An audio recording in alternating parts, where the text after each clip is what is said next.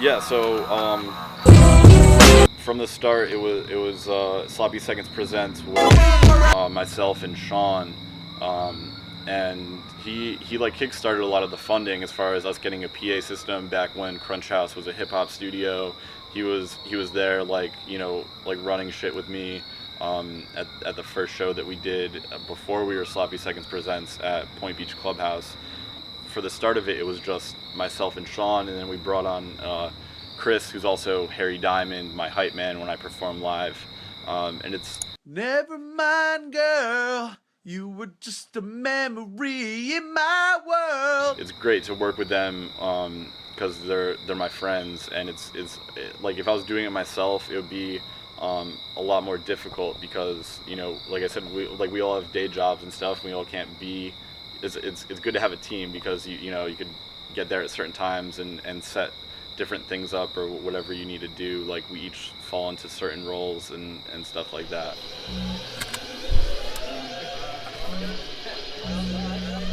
That's how many horns we like. 57. Alright, so it goes like this.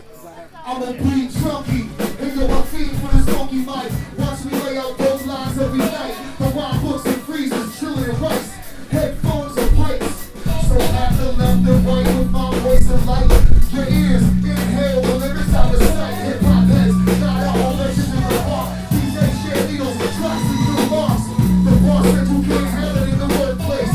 Freshman, cut class, and they first place. But something's a fade, others build a fiction. 16 spell, we build prescription. Politicians saying that it corrupts. Television cut it, sell up a bigger bucks. South Bronx hit the streets in the 70s. 2000 now is a worldwide dependency.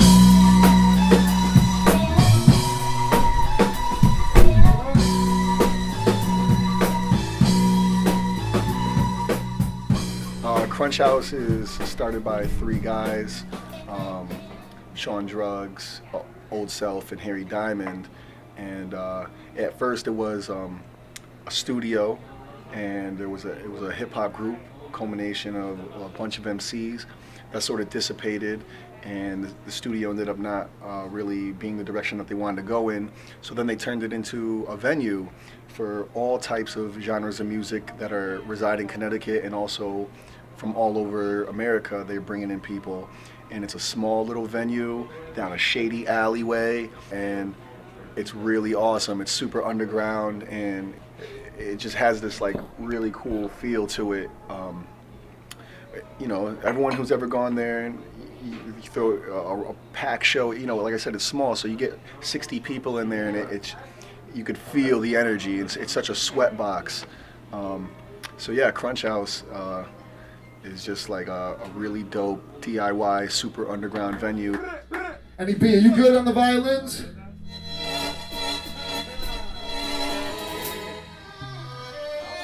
Shout out to Andy B on the violins.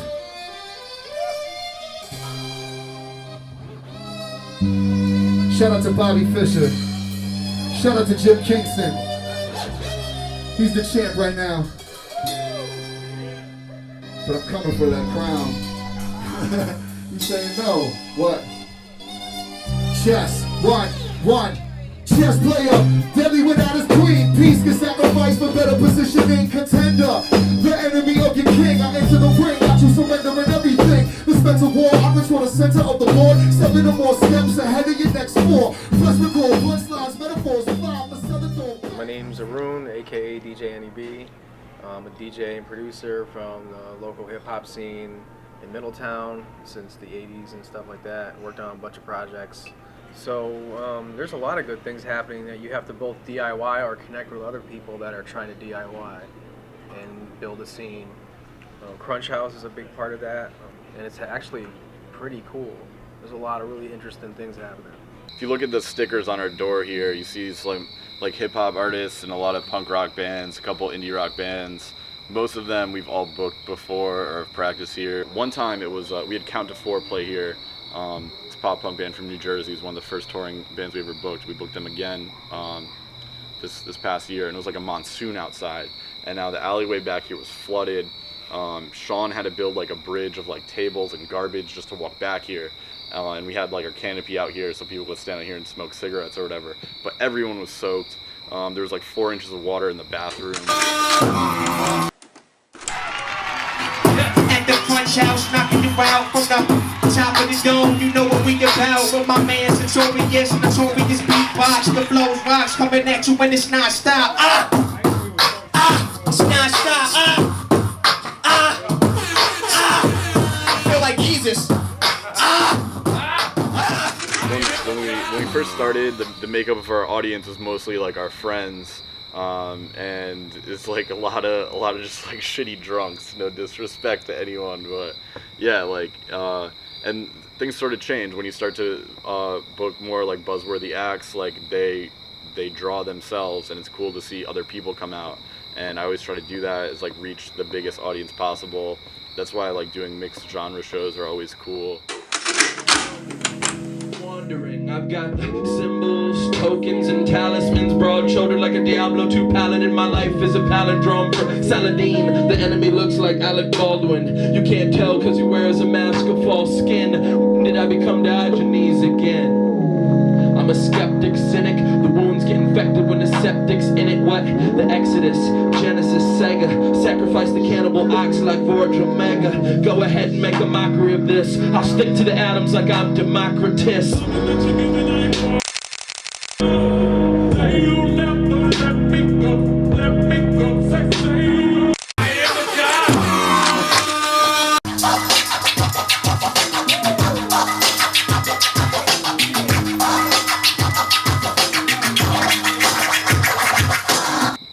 Favorite Crunchhouse moment. Also, another favorite moment or favorite show was like the first hip hop show we did here, which was it was like a long bill. It was like we went to like 3 a.m., which was crazy. So like NEB was spinning for a long time. He DJ'd for everyone on that show.